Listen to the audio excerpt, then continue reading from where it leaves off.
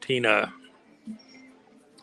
I've heard people say rots in jail. That's not true. Tina's a tough cookie. She languishes, but she's vibrant, and God has a handle on this. So we had a situation, a plan where she was supposed to be released from prison on or before her birthday. It was agreed to by all the various parties, and then at the last second, something happened over at Main Justice, and it was thwarted. I actually do get the logic of the various parties. It's painful, but she didn't get released on her birthday, and she was of the understanding that was going to happen. So when it didn't, of course, that just brutal, and thought we had it sorted out a couple of times since, but it hasn't happened. So with what President Trump is doing right now, he mentioned about a week ago that he was days away from signing an executive order concerning paper ballots and mail-in votes. I had a team of people that put together a proposed executive order regarding the hand count paper ballot, everything that would need to be done in order to implement that. And that 17-page proposal has been out floating around since we released it late March. The reason that we did it is because I'd seen another proposal that was there from before Trump won the election, and I thought it was extremely inadequate to the task. And so we had pretty good experts that understand this terrain pretty well put together something that I think is actually astounding. The president mentioned he was having his legal team go through what they wanted to do, and we've been told on the backside that they are using what we presented as the skeleton of what they're going to do, and that it's very close to what the finished product will look like. And you have to picture what will be the impact nationally and even internationally at the moment that President Trump signs this. He's going to say no machines, nothing, not one, nothing involved in the vote count tally, and he's going to order that the voter rolls be restarted. No existing voter rolls, which you can't fix; they're too corrupted. He can only do that down to the state, county, municipal level under one circumstance, and that's if you declare a national emergency regarding elections and election process, and then mandate how those elections are going to be conducted and held. And otherwise, states' rights and all the issues that are the reason why Tina is still in prison in Colorado stay in play. In the context of a national emergency, he can suspend all the other election procedures and processes and do what is outlined in that executive order that we've put a proposal in on. Clean voter rolls, no mail-in ballots except in extreme cases, well documented, as well as military. It will it will so screw things up for those people that have been manipulating elections, stealing elections, that they won't be able to do what they've done. America will go hard red. Even places like LA County will be seen for what they actually are. It's a very red county, and it's only through fraud that it has, got any Democrats in there. The Marxist Bass mayor would never have got in except through the election manipulation. And we have the information. Remember, we have the people who actually handle the electronic side of the vote manipulation to match and coordinate with the fraudulent paper ballots that were put in through the system. We have those people who did it from Serbia in 2020 in physical protective custody here in the U.S. and have since a couple months after Trump took office. That's extremely important because we're going to go back and deal with 2020 still. It's not over yet. And when we do that, those people that stole the election, many of them are going to go to Gitmo. And by the way, Gitmo got hit by a Cat 5 storm the other day, went right over the top of it. Right. No problem. Third strongest tropical storm to hit the U.S. ever. And in the Atlantic ever. And it avoided the U.S., went back out to sea. But Gitmo was set up for a Cat 7. So they weren't even, they all they did is sweep the streets and polish the buildings. They're all shiny new. They'll wash them off and be right back on it. The only thing that really got hurt much was the movie theater, which is outdoors, and it has real movie theater seats and a big screen, and it got tossed around a little bit. They'll polish it off, put it back up. That's just for the guards and their families. The guests at Gitmo don't get to go to the movie. And so there's a lot coming there. But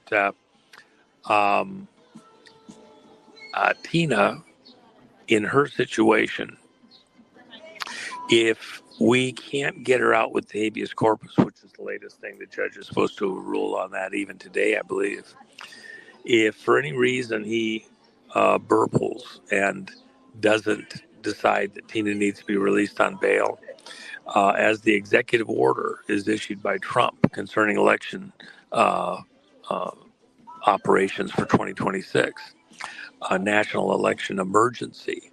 Within the context of that and the stolen elections from 2020 and the actions and activities over it, Homeland Security, the various agencies, etc., Office of Director of National Intelligence, prior to Tulsi coming in, if the judge decides not to release Tina on bail, Trump can then, within the context of that national emergency, which is days away at the most, go in and take custody of Tina as an expert witness on the whistleblowing. And by the way, in her county, Mesa County, the records which she preserved before and after the trusted build by Dominion are in large measure what was used as the reference material to prove that the materials and information that the people who were taken into protective custody came into the United States, who talked about how they used their systems to manipulate elections.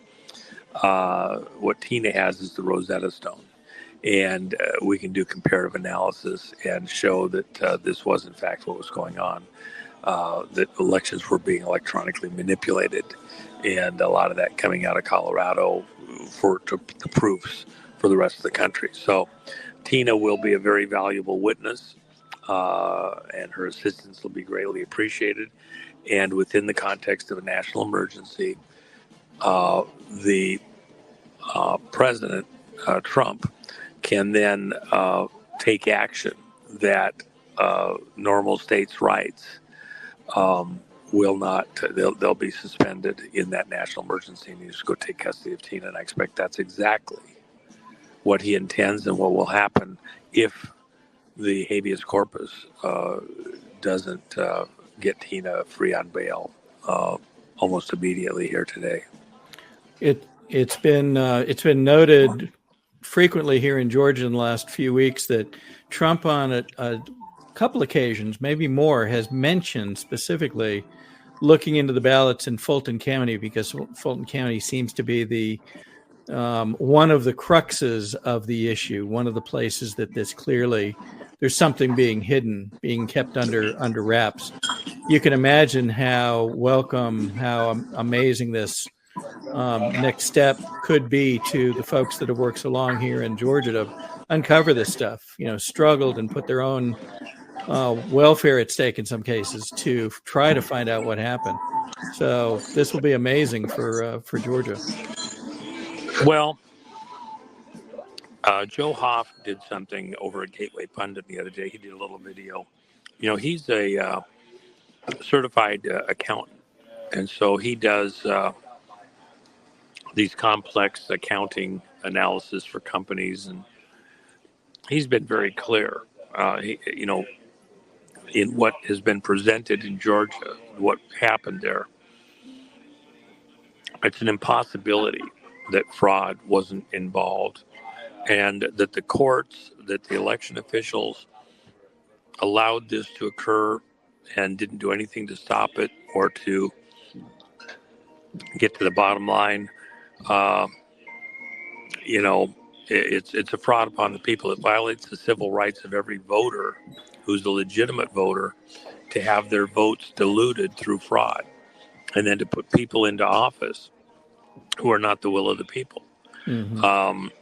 You know, Georgia, it's justice is coming. That's all I can say. And it's only a matter of time now. And people will go to jail to fraud the vote in that way. It's treasonous and traitorous to your community, to your state, to the country. But part of the thing that a lot of the people involved here are not dialing into the equation is that their actions were in collusion with nation state foreign actors, specifically people out of Venezuela, which we're getting ready to go in and start polishing off a few places there in a few hours. And then the people from Venezuela, when their situation there started to come completely off tracks, they couldn't even function there, they exported their vote manipulation mechanisms to Serbia. And one of the things that's not widely known, and it'll come out over the next months and years, is just how extensive they are. Our own CIA and FBI, as well as British MI5,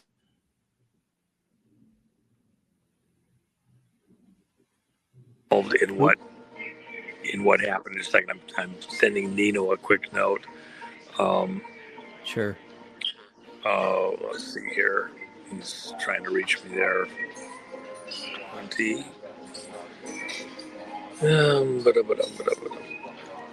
There we go. All right, I apologize. No worries. He was calling, and he'd call again, interrupt our podcast. So,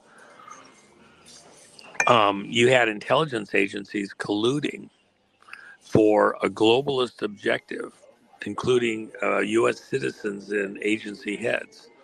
That's what'll come out. When the vote system was moved from Venezuela control system to Serbia in 2018-19, the server farm was set up there. The building that server farm was set up in was jointly owned by Brennan, our head of CIA, retired at that point in time because it was during the Trump administration, and he was CIA director during Obama, but also the wealthiest man in Serbia. They owned the building jointly, had it set up with servers, and it was used to control the election. But before the 2020 election, they had to test the system because it was a new location. Mm-hmm. So they hooked the South African election and put in Ramaphosa. And by the way, Maduro in Venezuela, the Justice Department here in the U.S., because of all of the crimes which have been uncovered that he was involved in, drug running, terror, stealing the election in Venezuela, murder and terror of the Venezuelan people. We have a $50 million bounty on his head, and we're going to capture him and bring him back to the U.S. and try him. That's why we have everything staged, ready to go in Venezuela right now. And we're going to systematically pick apart their military bases where he's trying to export terror across the world and hold his own people, just like we're taking out the drug boats. And we've got guys ready to go in and occupy in Caracas and take over the ports and help the Venezuelan people, and to capture Maduro and bring him to justice here in the U.S., just like we've done other leaders at different times. Things like what happened in Panama and other places. And then once we get Venezuela taken care of, we're going to go to South Africa. And Justice Department is already looking at a criminal indictment of him and a similar arrest warrant for him for all of the crimes done across Africa out of South Africa with the billionaires operating there. Mm-hmm. Then within all that context, Trump issues this executive order concerning hand count paper ballots, no mail-ins, in the context of a national emergency. These people aren't sitting on their hands, but if anybody wonders just how serious this moment is or how serious what's about to happen is going to be, Trump, a couple days ago, announced that he was having the National Guard set up fast reaction groups in every state in the country, 500 troops or more, and to be done by January 1st. But there's some states that are already ready to go. And of course, looking at civil unrest, not civil war, right? Civil unrest. We're avoiding civil war and going, and we will have some problems with civil unrest. Well, what else is going on? At the same time, last week, it was made public that a assassin had been hired, I think it was for 42 or 48,000, to kill Pam Bondi. And that was thwarted and the person taken into custody. But subsequent to that, Pam Bondi and a number of other agency heads, people in critical infrastructure positions, were moved to military bases, Tulsi Gabbard and others, for their protection. And there have been just a few tiny reports about that, but not the big ones. But that is in preparation for other actions that are yet to come. And as we continue to mature in this over the next days, weeks, months, those that would do harm to people like Pam Bondi from Venezuela, where the arrest warrant is going to be enforced, and we're going to pick up Maduro whether he likes it or not. We're going to secure the home front and make sure our leadership is safe. And it's about to get kinetic. And so some of these people will show themselves.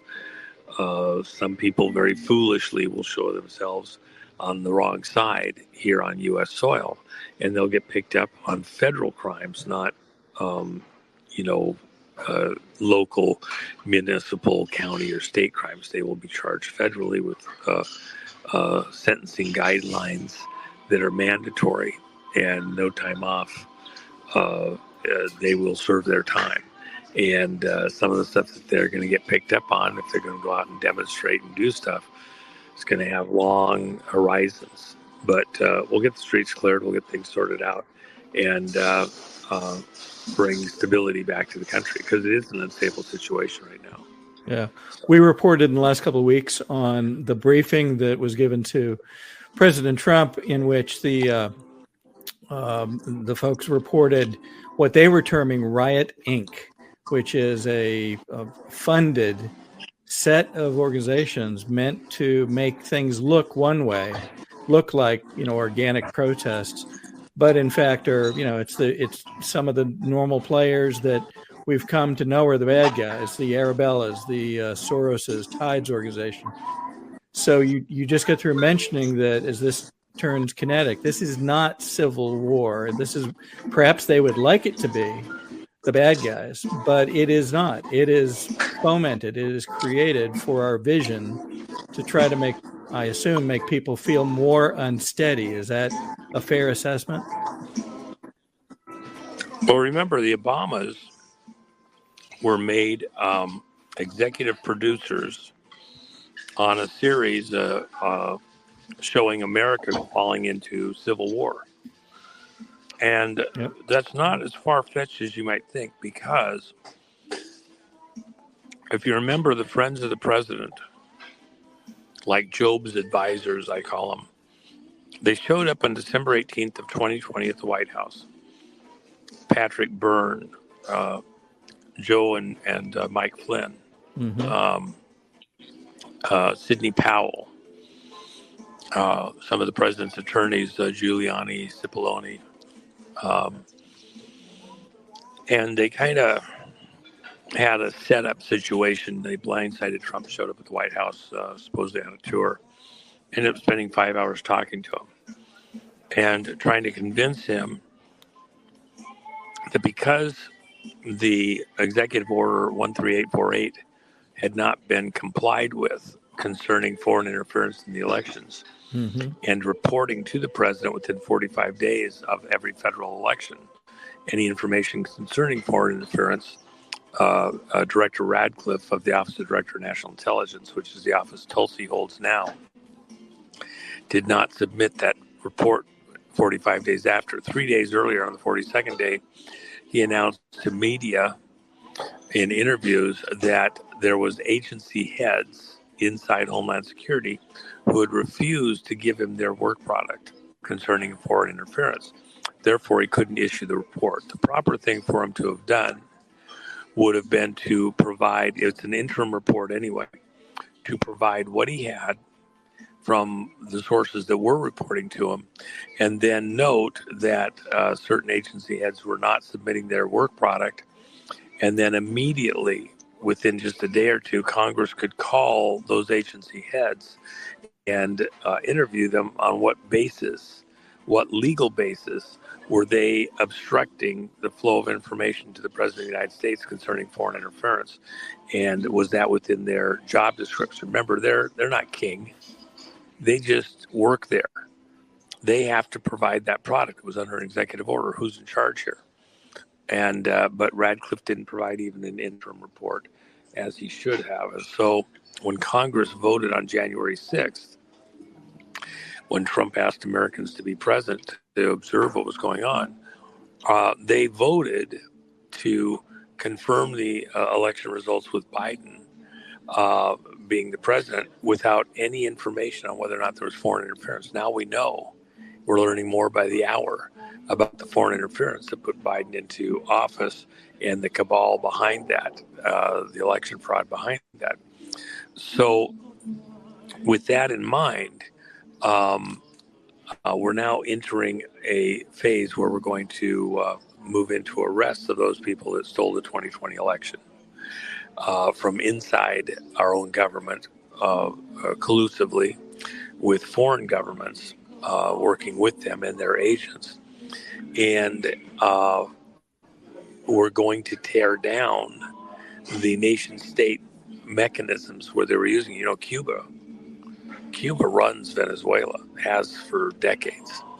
And it was Cuban agents who supervised the election fraud in 2020. And those people, and before. And the people have given us statements that they frauded the elections in the United States plus 71 other countries. So, with their particular mechanisms. So this is across the world. What Trump's doing, what Trump's plan is to provide two things absolutely before he leaves office during his time here in this world in public office. Number one, return an honest voting system to the American people, where your vote is counted, it's not diluted, it's not thrown in the garbage, and somebody else isn't voting against you with fraudulent ballots, etc. So an honest vote for every American citizen that wants to vote. Then the second thing is honest money, and an end to this fakery related to how our money is created and how the government accesses it and spends it. So that's this war between the Treasury and the Federal Reserve, which is a globalist operation, international Federal Reserve System, Yep. run out of the city of London, the banks there. So, and part of that, and this is why some of the imagery, that Sheila brings up is so important. When you go to the Faith Monument, it has four sides to it. And the one side that I think is the most important in this part of this operation, all four are beautiful, have important messages, but the foot on the neck and head of the tyrant with a crown on its head, the lion, the emblem of the British Commonwealth, skinned and worn as a nice warm covering. Use it for a rug. And Sheila, you could probably elaborate on that. I mean, these people that came here covenanted with God for a nation that would be involved in serving God, raising children in a godly fashion, and then evangelizing this nation and the world. And that's, if you're going to survive what's coming, it's because you're in alignment with the covenant of the original Pilgrims. Forget even the Constitution. The Constitution came along.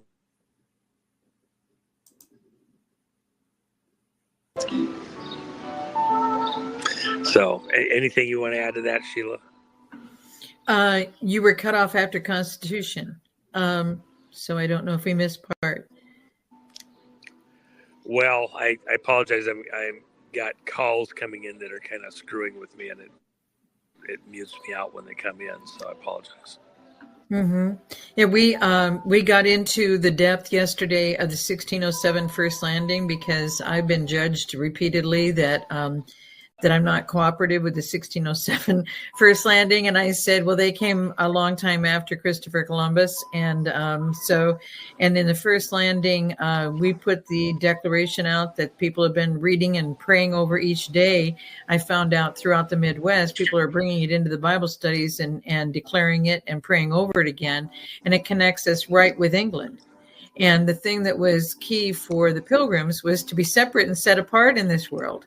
And they had grooming of the children. The fathers who were teaching the children to say the Lord's Prayer in English, once William Tyndale transcribed the Bible into English and smuggled it back into England, they were burning the fathers in oil and keeping the women and the children for themselves. And none of this that we're experiencing right now in America is brand new. Everybody thinks that this is so shocking what's happening in America, but the Pilgrims already knew.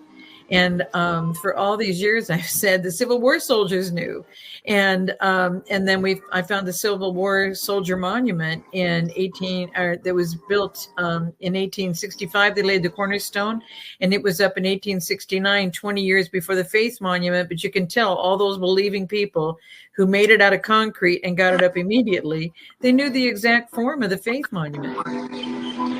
And there we are. There's both of those monuments that you're each referring to. If you want to comment on those, Sheila.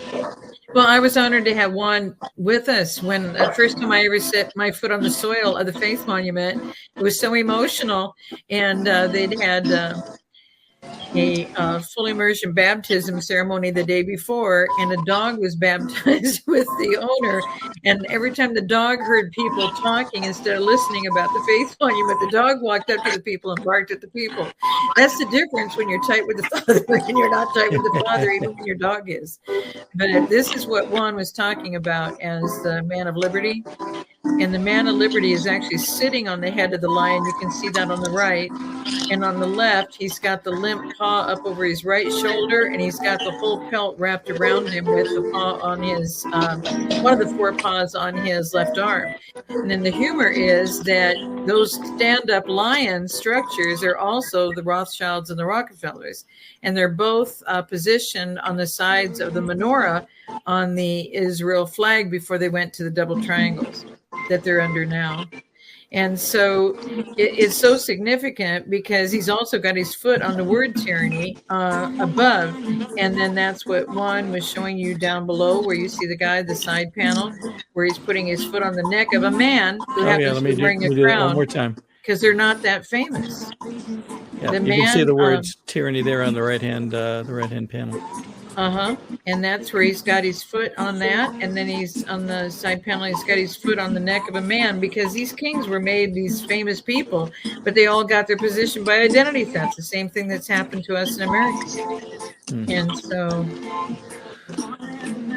that's the difference between what the Pilgrims brought was to be separate and set apart from the world. Everything they brought was based on Scripture, and to know the Scripture, because it just was translated in 1535. They burned Tyndale and all of his men at the stake, and 3 years later it was released by Cloverdale because they had to make some changes to it. And that's what the Pilgrims had, and for them to put that together and form those 4 pillars on how to raise a child it's genius. To tell you the truth, it's genius. And now to call it a national monument to the forefathers when the name of the monument is right under the woman faith, and she's holding a Bible and pointing to heaven. And that's what the president keeps telling us. You keep calling me the boss. I'm not the boss. He's the boss. And I'm not the most popular one. Christ is. And so he's been very clear. People keep thinking, and that's why I love when they've done these no kings. By the way, that raids. is the largest. Yeah.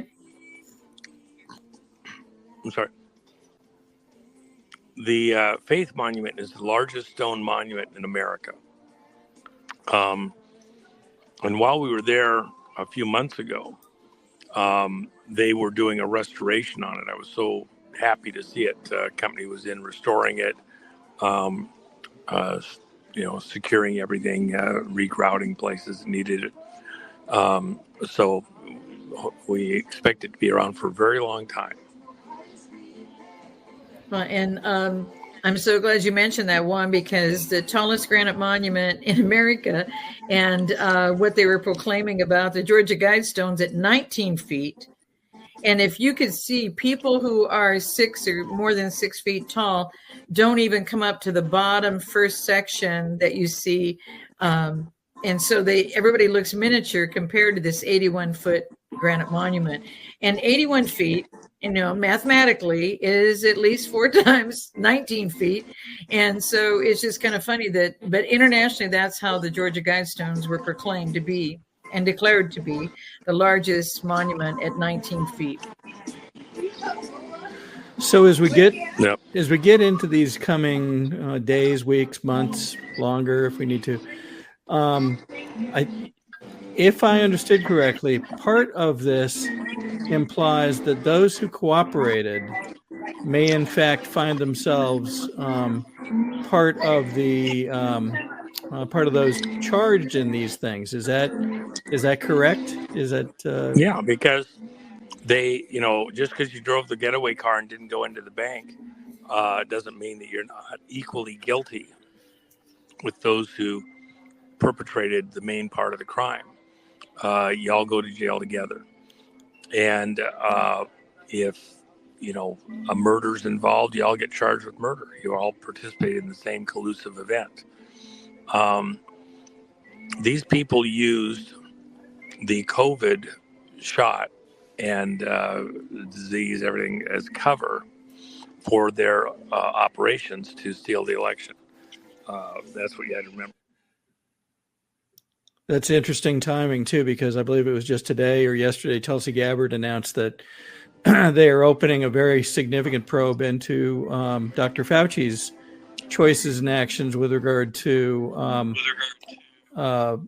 funding gain-of-function research and his testimony in front of Congress, both of which are going to be deeply in question. And, it makes me think, as I think back, what will the American public come to realize when things become more clear that this was in fact created to cause certain actions and prevent others, to facilitate all this? I mean, people have been harmed. Children have been harmed in many ways by these actions. It's horrific. Doesn't really quite cover it.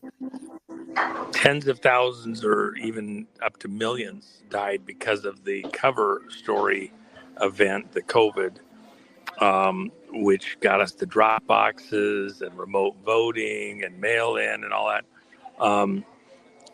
in this election crisis during the COVID operations around the world. So we're not done with that. There's much to be revealed, exposed, and we're going to the next several years after Trump announces his hand count paper ballot, no mail-ins operation. Thank you. Is there any salt and pepper? For what's got to happen to correct our election process, get honest elections, and then the other thing everybody here needs to be aware of it: honest money. Let me digress to a different subject here with the money. Don't be fooled with what's happening right now. The reality is, while you see gyrations in the metals and everything else, there's been a steady march up in price with the gold and silver. And the reason is because the paper money and the paper gold and silver contracts are going south, and it's the physical silver, physical gold. You see people, they trade an agreement to get gold for somebody, and they do what's called a contract. And those contracts are not just hundreds, but thousands of times more than the actual underlying physical gold and silver. Right. As things progress, it's going to be a matter of people wanting the actual physical gold and silver, and that's coming. And that's why the price is edging up, and they're forcing it down as best they can with manipulation in the markets. But the price is going higher. Silver, if you priced it back in the late 70s when the Hunt brothers tried to corner the silver market, it reached 50 then and then came down radically. And that was because they were trying to own, they understood the value of it for industrial and all that. And they wanted to corner the market at a higher price. If you were to price silver today, based on what that price was then, the value would be arguably on the low side 4 times higher, and probably more like 6 or 7 times higher. So when you're talking silver in the 40s, it could easily go to a couple $100 or more. And it's not so much that people would buy gold or silver because they want to cut a fat hog, okay? It's because they want to preserve their wealth. The way to look at it isn't that gold and silver are going up. At a technical level, they're not. Trump going back to gold and silver treasury issued currency and or receipts. Remember John Kennedy, President Kennedy, he issued silver certificates out of the treasury during his presidency. And we had Kennedy half dollars that were solid silver, 999. When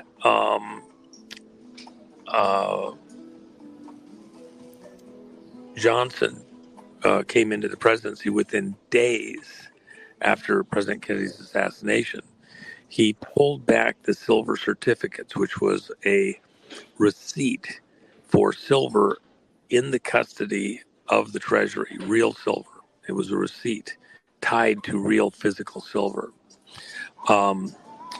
Trump's going to do something similar to that. Not just within the vault reserves, but in the ground reserves of the time component. With that in mind and where this is going, think of the gold and silver as having real value, a set price. It's not actually moving. What's moving is the value of the dollars or whatever other currency you might use, including crypto, by the way. Any kind of fiat, paper fiat or digital fiat with no real backing. that's going to go down in value while the gold and silver holds a steady value. It takes more of the paper fiat, more of the digital fiat to buy the same quantity of gold or silver because they're worth less, not the gold or silver. And the gold and silver aren't going up, the paper currency is going down. When you understand that, when you see that, when you're switching, remember the Constitution only recognizes currency as gold and silver coin minted by the U.S. Treasury within certain very precise guidelines for value and purity. And so that's where Trump wants to go back to. Honest vote and honest money. When you trade your life energy, the most valuable thing you have from God above, for your currency of the realm, of the country, it will have real value, tangible value tied to gold and silver. So getting out of the way of what's about to happen is not a waste of time. Things are coming, and you'll want to get back into the markets and investments and all sorts of cool things as what Trump is doing comes to fruition. But for the moment, we're not through this yet. Right. Sheila, did you have other questions? I want to make sure we swing back around to those symbols, and then because of Colorado, because I get so many questions about Colorado. Why is it like this? But just like they had specific people move to Iowa because Iowa started being the original caucus over New Hampshire, they've done the same thing in Colorado. And Colorado has a basis of structure that's much deeper that could take a whole program to discuss. But if we can show the symbol of the state seal of Colorado, and then show what that state seal includes right under the top symbol. So those two symbols, if we can show those, and then show the there we go. Yeah, that's the seal. So this is one of the reasons we brought this up, was because Jenna Griswold's comments regarding Tina, and then a couple of astute folks posted this, so we looked deeper into it, and there is the Colorado state seal, and up at the top you see the Eye of Providence. And now right underneath it, and then if we can show the symbol separate of what's right underneath it. Yeah. Right there. And if you want to describe what you have researched on this, because this is what they were using, I think you said, in the time of Stalin and Mussolini for destruction of people. So it actually goes back further than that. That symbol, especially on the left, is I believe it's pronounced fascist, and it's essentially an axe encased in rods of wood and then tied together with strapping. Normally, red strapping is my understanding. It goes all the way back to the Roman Empire, and it was a symbol of authority, specifically often civil authority in rule and governance. And very interestingly, if you look at the picture on the right, that symbol rests basically the same thing with some nice greenery around it, if you will, rests on the front of the House of Representatives chamber in the U.S. You can see them there flanking the flag on both sides. So it is very interesting that that word, fascist, is the root word, if you will, of fascist. And what I am told is Benito Mussolini's party, the fascists, were named after that symbol, apparently, back during the rise of his party in Italy during the 40s. So now what's important is they're both facing our flag. So they're positioned to both be facing our flag. Yes. Well, let me add one thing. Nancy Pelosi famously, in certain times when she was challenging Trump from the House of Representatives, would wear her fascist pen and pin in her lapel, and was very demonstrative of that. And people noted it at the time. And to break the will of those that would oppose the empire, the Roman Empire, and banded together like that. They're very strong, and so she wanted all of her party to stay banded together, where they were totally strong to break what Trump was bringing. Well, and if you can, Todd, if you can bring up the last right above the books on the PowerPoint from yesterday, where we're at the Faith Monument. I can. Bring up that picture, and she was wearing it, I believe, Juan, wasn't it, the night that she stood up and tore the State of the Union speech and very violently tore it, and evidently was dismissing everything that he was saying in the. Is that the picture you're looking for? State of the Union. Okay. I think, wasn't it gold? Is it gold in color, and wasn't it prominent on her? Yeah, it's gold in color, and it was on her lapel. I think she was wearing a blue dress at the time. Mm-hmm. So, again, she wore it many times, but that she was very much, as a lot of these players are, into the symbology. This private conversation that was happening right in plain sight for everybody to see, but with secret hand signs and pins and colors and all sorts of things to try to demonstratively show who's in charge and how things are going to go. Wow. And this is now what you see on the screen is the Faith Monument, the tour back in this was done in 23. And there was a little 4-year-old who was Grandma said he'd love to pray with people. And so I said, do you want to pray with me? I'm going to be speaking in a moment. And if you want to pray for me, this would be great. And he would just shake his head no and run away. She asked him, don't you want to pray with that woman? He'd shake his head and run away. So that night when she tucked him in, she said, why didn't you want to pray with that woman? And he goes, oh, Grandma, didn't you see? And she goes, see what? And she goes, those big white angels, they were so bright. You didn't see them? She goes, no. And he said, I didn't pray because she was the one who didn't need the prayer. And so God said at the end of the tour, he said, I want you to go and hand him the microphone. And so I asked him if it'd be okay. And he said, what am I supposed to do? And I said, Father wants you to share your testimony of what I just described to you. So he decided to go ahead and take the microphone. And then he leaned into me and this is his level of discernment at 4 years old. And he leaned into me and he goes, did God say, share the testimony with us, meaning the Gideon's Army group that was there? And then he looked around and he saw all these cars that came in because we were there. And so many people had never seen people because it's now called the National Monument of the Forefathers. It's in a cul-de-sac. So he turns back to me and he goes, or did God say I'm supposed to say the testimony to all of them? And I said, God said, give you the microphone. So I think it's to all of them. So he gave this little sermonette, which was so completely adorable. And the way he concluded it is, Jesus handled Satan. So all he wants you to do is kick Satan's butt. Will you people please start kicking Satan's butt? In the name of our Lord and Savior, Jesus Christ, amen. And then handed me back the microphone and ran off to play. It was just so flat out amazing. Juan, thank you for the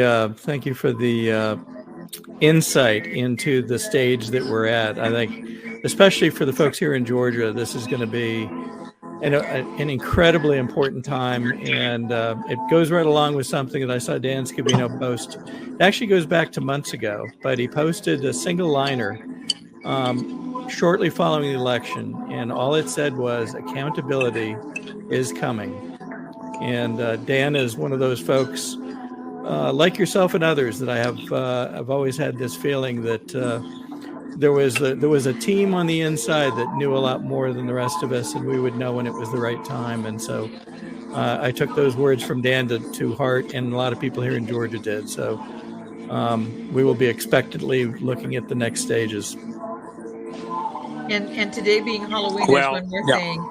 You have done an amazing summary on Halloween, and I don't know if your 107 Rumble is going to be reissuing that, but a lot of people are looking for that one, and if that's an opportunity to share that today, because this forwards and backwards, and we just don't have time today and to get into all of this, but since it's Halloween, and we've been mentioning about your information that you shared on an interview where you explained all the depth of it, the meaning of it, what the words mean, how they prepare for a year is so profound. And so if there's an opportunity that we can tell people we're going to be sharing that with them, that would be great.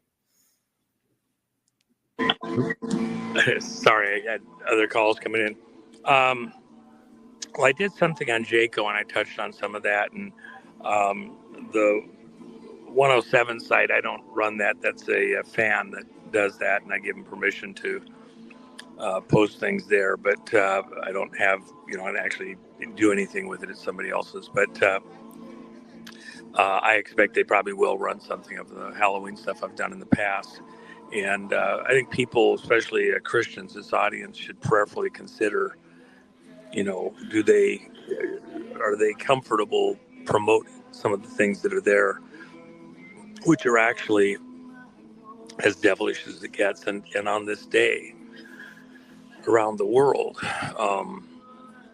many of these satanic Luciferian worshipers, they're not just sacrificing animals, they're sacrificing humans, and that's you can't treat that lightly.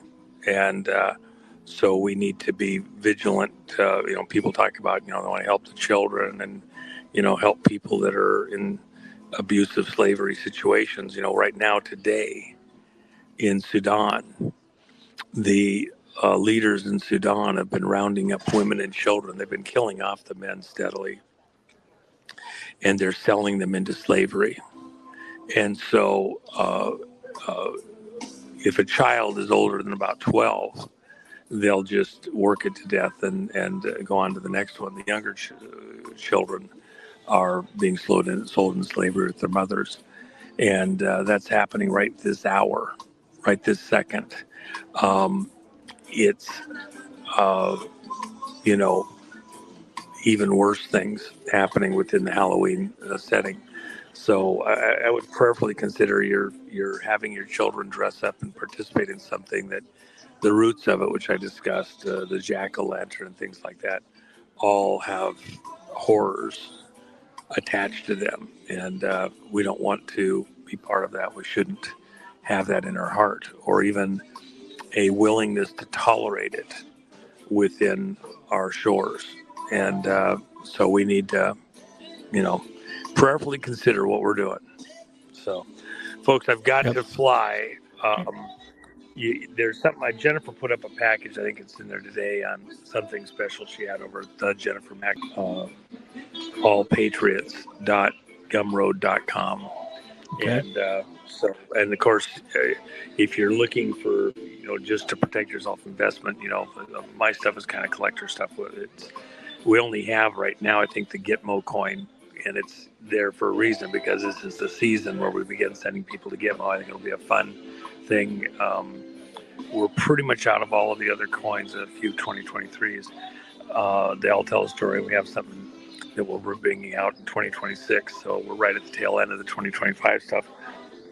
But if you're trying to invest for, totally to protect yourself and doing significant quantities, bag silver or junk silver, which is U.S. coin, minted by the U.S. Treasury, pre-64, silver dimes, dollars, half dollars, etc., is probably your best investment, because it's a known quantity, doesn't have to be remelted to verify that it's pure, like bars do and things like that.